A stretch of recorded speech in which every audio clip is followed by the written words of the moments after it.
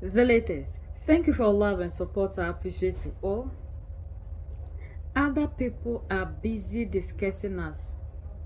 The least opportunity they get, we are their topic. Seeing how best they will come back stronger into the continent. We are the only ones that still do not know that people are busy preparing to come back stronger than they came. These people are having sleepless nights concerning African growth and the new wave that we are seeing in Africa. They've seen that the Sahel has really opened our eyes, and now there are other people. Their main problem is just China. According to them, they don't know what Russia and Iran and other people have, but China has a lot on the table. The United States of America survives on Africa, and not only the United States of America, even the West. We are the reason to which they are who they are. They are the reason to which we are surviving. They give us aids, they give us everything that we need. But in natural sense, we know that whatever that they give us, the peanuts, is for the mineral resources. According to the Senate, in US Congress, China has a lot on the table to offer to Africans. And they have to see how best they also come in. These people are not just having a bit of peace, because they know their survival depends on Africa. Africa is the strength of their economy. You know, we read and hear a lot about the Belt and Road Initiative and growing influence of China in Africa and expanding security assistance. What challenge do those activities pose to U.S. counterterrorism efforts? And in particular, what would you suggest the United States be doing to ensure that in light of that investment on the part of the Chinese, that we're evolving our counterterrorism efforts to be as effective as possible? Well, thank you. I think the Belt and Road investments, I mean, certainly some of the digital Belt and Road investments raise questions, make it difficult for us to engage in intelligence cooperation with some of these partners because of concerns about Chinese access. But some of the infrastructure investments, quite frankly, were down to our benefit too, right? We are driving on the same road that they built, and that can help us get some things done. So I just want to flag that China's not going to leave Africa, not ever.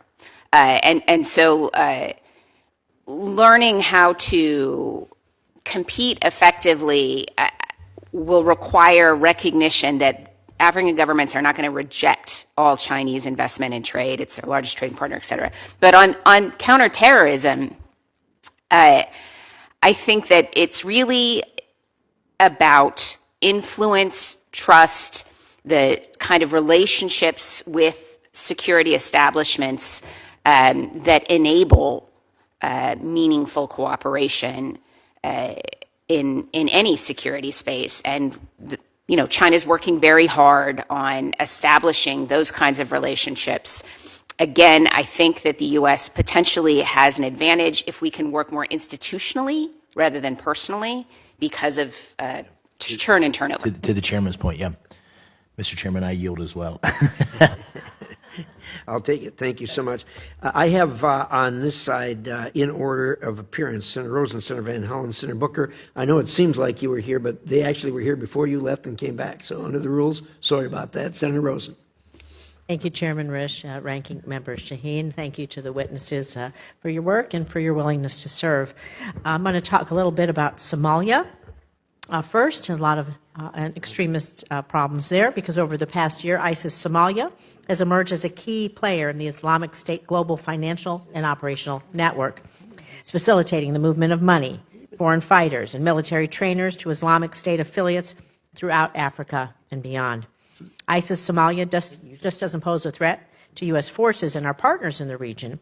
Their aggressive efforts to plan and conduct external operations are a threat to U.S. citizens everywhere.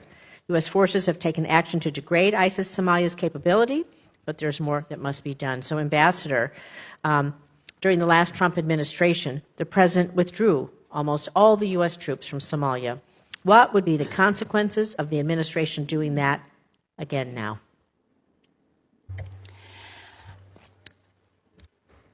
I think the consequences would be incredibly dangerous. The situation has evolved even from that period of the first Trump administration, and we do have,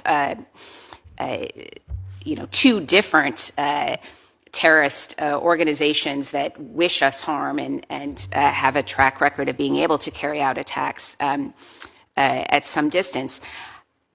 I am sympathetic to the argument that I know my colleague will make that it's very frustrating to have been continuing to try to build Somali capacity to combat these threats themselves year after year after year, only to have these efforts essentially undermined by poor governance in Somalia.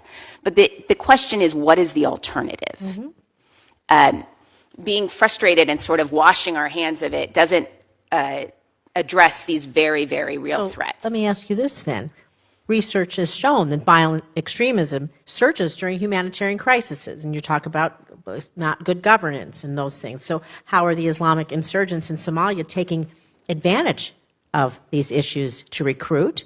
And what does the administration's, our cuts to humanitarian aid compound this to what you were just mentioning? Certainly, it does feed right into the messaging about who the enemy is, but it also creates the kind of resource scarcity that leads to desperation, people seizing, who might not really be ideologically aligned, but are looking to survive.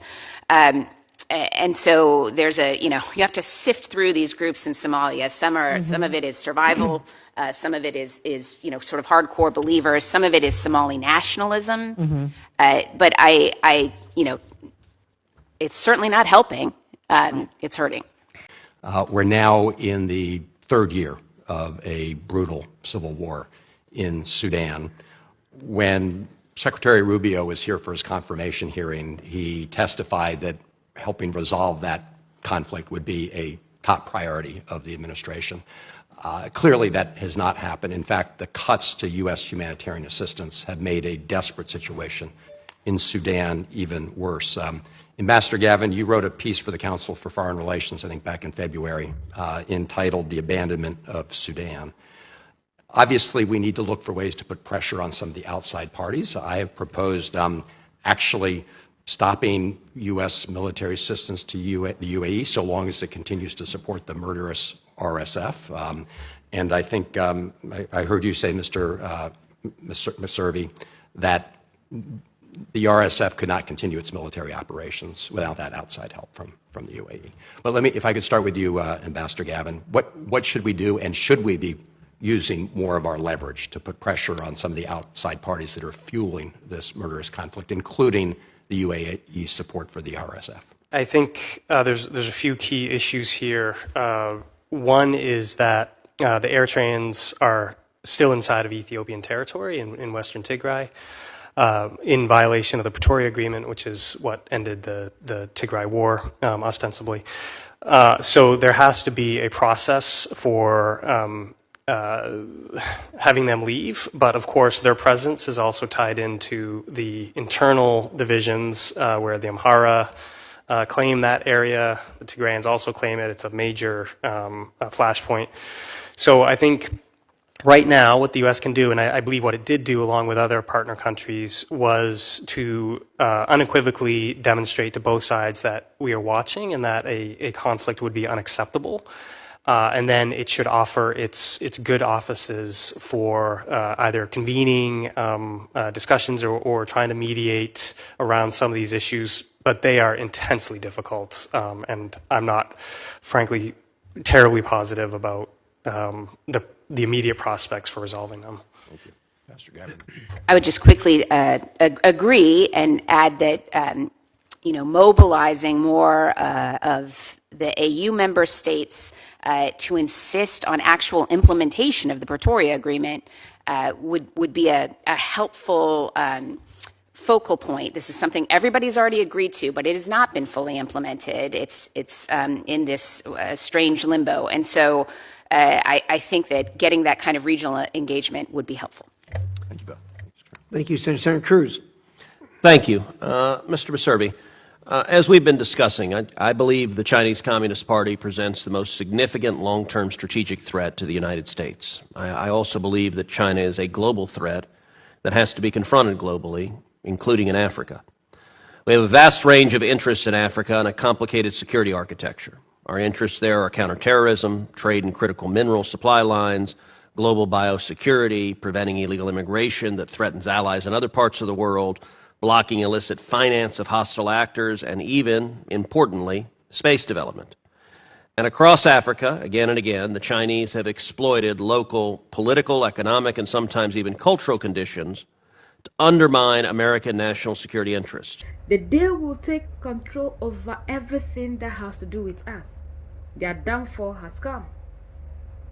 That is the reason to which they are sponsoring everything possible to make sure the African is always backwards. They fill us with all manner of things that wouldn't give us the time to think about what is happening around us and to understand what other people are planning towards us, for us to also get prepared for them. When other people are always busy discussing us, we are busy interested in things that are not of importance to us. These people are doing everything possible. What is it that we, the Africans, are doing? We know the mandate is not in our power. They deal with our leaders. And the leaders, as we say, are the problem. But the leaders alone aren't the problem, because these leaders always use us to do the works that they need to do. We have to come to the realization that if the continent will move forward, it is we, the youth, like General Assimi Goïta rightfully told us, that can help develop the continent. We are seeing that Mali, Niger, and Burkina Faso, the youth, are together. See what is happening in Kenya. Now what is happening in Togo. Tribalism, religion, and any form that is dividing them, they've done everything possible to put those things aside and unite as a people together to fight for their liberation. And that is what all of us have to understand. Because these people are using these things that we are fighting ourselves with, that they have created, as a weapon to always divide us, to always make us fight among ourselves. And we should be interested in things that will be educative, that can help us change and know what is actually happening around the world. Like these people are busy discussing us. This is the time we should also be busy thinking about how we'll stand up for ourselves. China, they always say China, China. China is not only the main problem, because they've seen that China is the one doing things that is bringing our attention on development. And they will target us, do everything possible in their power to make sure that they wash us away from China. It's not about washing us away from China, but washing our mentality away from development. So what we will be fighting for, and we are supposed to be fighting for, we will rather channel the energy toward things that are not necessary. Democratic elected can never change the narrative, because these ones are there to fulfill the duties of their masters.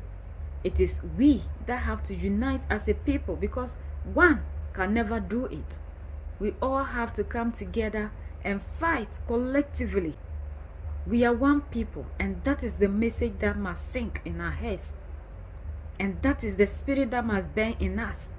We should channel our energy towards love, towards one another. We should start to love ourselves, and wherever we find ourselves, we should try as much as possible to respect ourselves. That way we can work together and fight for that better Africa we are looking for. It is you and I that can change the narrative. United we stand, divided we fall, and united we keep standing forever and ever. The greatest enemy of the African is mental slavery. So let's decolonize ourselves from mental slavery. Let's keep sharing to educate our brothers and sisters. Together we make African great for ourselves and the next generations that are going to come. So that's the latest around the world and in the United States of America.